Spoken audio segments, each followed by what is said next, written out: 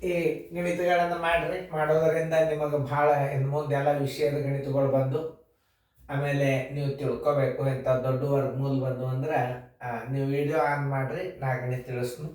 ನೀವು ಮಾಡಿದ ಆದಿಂದೆ ಎಲ್ಲ ವಿದ್ಯಾರ್ಥಿಗಳು ಬೋರ್ಡ್ ಕಡೆ ನೋಡಬೇಕು.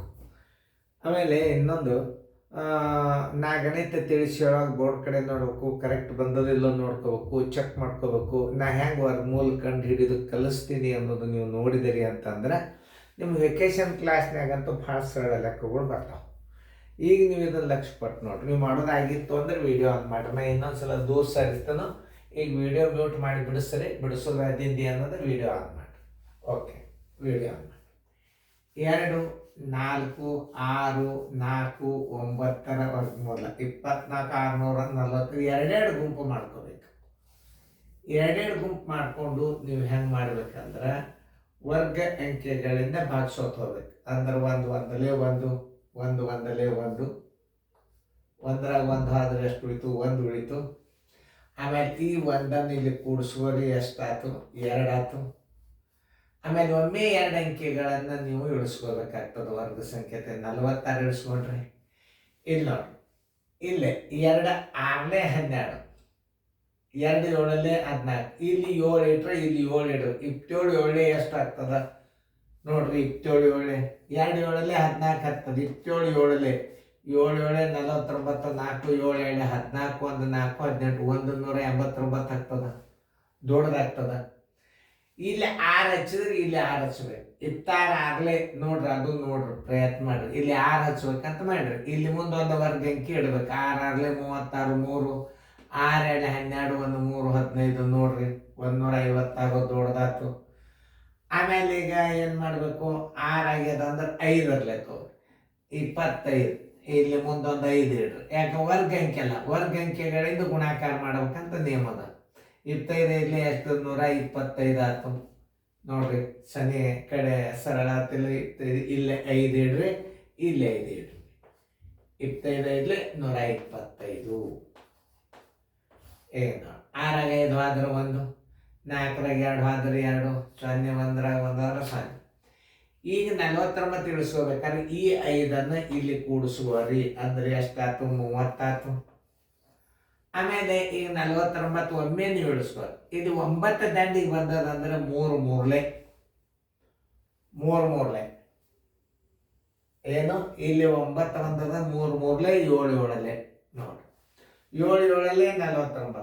7 ಹಚ್ಚಿದ್ರೆ ಏನಾಗ್ತದೆ ನೋಡ್ರಿ? 30 ಕಚ್ಚಾ ತಗೋಬೇಕು. ಯಾಕಂದ್ರೆ ಈಗ ನೀವು 30 ಅದ, ಇಲ್ಲಿ 7 ಹಚ್ಬೇಕಂತ ಮಾಡ್ಯಾರ, ಇಲ್ಲೇ 7 ಹಚ್ಬೇಕಂತ ಮಾಡ್ಯಾರ.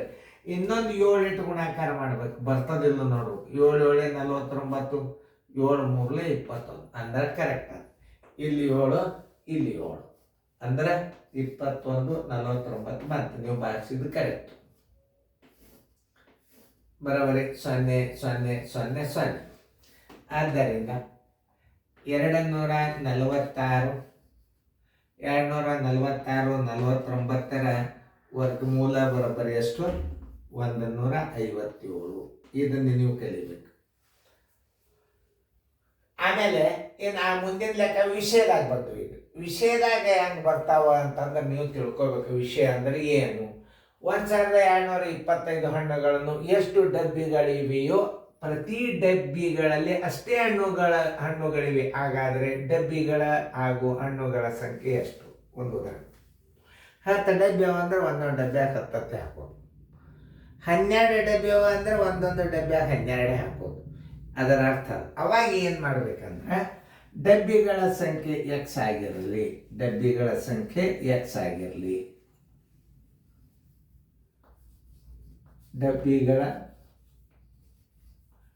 ಡಬ್ಬಿಗಳ ಸಂಖ್ಯೆ ಎಕ್ಸ್ ಆಗಿರಲಿ. ಹಣ್ಣುಗಳ ಸಂಖ್ಯೆ ಅಷ್ಟೇ ಅಂದಾರಿಲ್ಲ, ಅದಕ್ಕೂ ಹಣ್ಣುಗಳ ಸಂಖ್ಯೆನೂ ನೀವೇನು ಮಾಡ್ಕೋಬೇಕು? ಹಣ್ಣುಗಳ ಸಂಖ್ಯೆನೂ ಎಕ್ಸ್ ಅಂತ ತಿಳ್ಕೊಳ್ಬೇಕು. ಅದನ್ನು ಎಕ್ಸ್ ಅಂತ ತಿಳ್ಕೊಂಡು ಆಮೇಲೆ ಎಷ್ಟದ ವರ್ಗಮೂಲ? ಎಕ್ಸ್ ಗುಂಡ್ಲೆ ಎಕ್ಸ್ ಬರೋಬ್ಬರಿ ಎಷ್ಟದ? 1225. ಎಕ್ಸಕ್ಕೆ ಎಕ್ಸದ್ಲೆ ಗುಣಾಕಾರ ಮಾಡಿದರೆ ಎಕ್ಸ್ ಸ್ಕ್ವೇರ್ ಆಯಿತು. ಎಕ್ಸ್ ಸ್ಕ್ವೇರ್ ಬರೋಬ್ಬರಿ 1225. ಎಕ್ಸ್ ಬರೋಬ್ಬರಿ 1225 ವರ್ಗಮೂಲ ತೆಗಿಬೇಕು. ನೋಡಿ 1225 ವರ್ಗಮೂಲ ತೆಗೀರಿ. ನೋಡಿ ಇಲ್ಲಿ 2 ಅಂಕೆ 5 ಬಂದದಂತಂದ್ರೆ ಇವು 2 ಅನುಕ್ರಮ ಸಂಖ್ಯೆಗಳ ಗುಣಲಬ್ಧ ಇರ್ತದೆ. 3 ಗುಂಡ್ಲೆ 4 12, 5 ಗುಂಡೆ 5. ಇದೊಂದು ಅಂಕೆ ತಗೋರಿ, ಇದೊಂದು ಅಂಕೆ ತಗೋರಿ. ಬರೋಬ್ಬರಿ 35 ಗುಂಡ್ಲೆ 35, 35 ಗುಂಡ್ಲೆ 35. ಎಕ್ಸ್ ಬರೋಬ್ಬರಿ 35. ಅವಾಗ ಹೆಂಗೆ ಬರೀಬೇಕು? ಡಬ್ಬಿಗಳ ಸಂಖ್ಯೆ 35,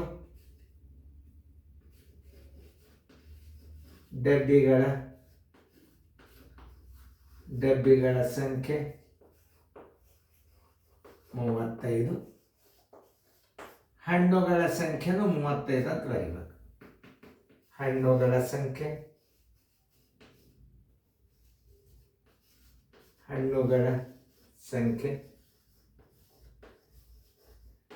ಬರೋಬ್ಬರಿ 35. ನೋಡಿ ಇಷ್ಟು ತಿಳ್ಕೊಂಡ್ಬಿಟ್ರೆ ಸಾಕು.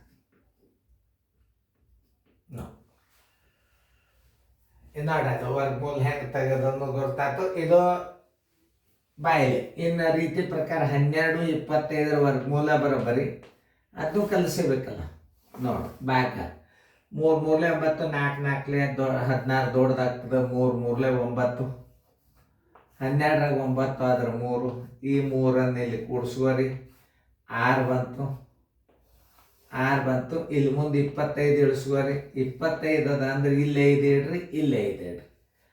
65 5ರಲ್ಲಿ 325 ಬಂದೇ ಬರ್ತಾರೆ. ನೋಡ್ರಿ 0 0 0. ಇದು ಒಂದು ರೀತಿ. 2 ರೀತಿ ಕಲಿಬೇಕು ನೀವು. ಅಂದ್ರೆ ಇದರಿಂದ ಏನಾಗ್ತದ? ಮನುಷ್ಯ ಭಾಳ ಸುಧಾರಣೆ ಆಗ್ತದ, ಶಣೆ ಆಗ್ತದ. ಸರಿಯಾಗಿ ತಿಳ್ಕೊಬೇಕು ಗಣಿತಗಳನ್ನು. ಚೆಂದಂಗೆ ತಿಳ್ಕೊರಿ, ಚೆಂದಂಗೆ ಮಾಡ್ರಿ. ಫೇರ್ದಾಗ ಬರ್ಕೋರಿ. ಇನ್ನು ವಿಷಯದಲ್ಲಿ ಯಾಕೆ ಬರ್ತಾವ? ಇನ್ನು ಮುಂದೆಲ್ಲ ಈಗ ವರ್ಗಮೂಲ ತೆಗೆಯುವಂಥ ಭಾಗ ಮುಗೀತು. ಈಗ ವಿಷಯದ ಲೆಕ್ಕಗಳು ಬರ್ತಾವ, ಚೆಂದಾಗಿ ಮಾಡಿ.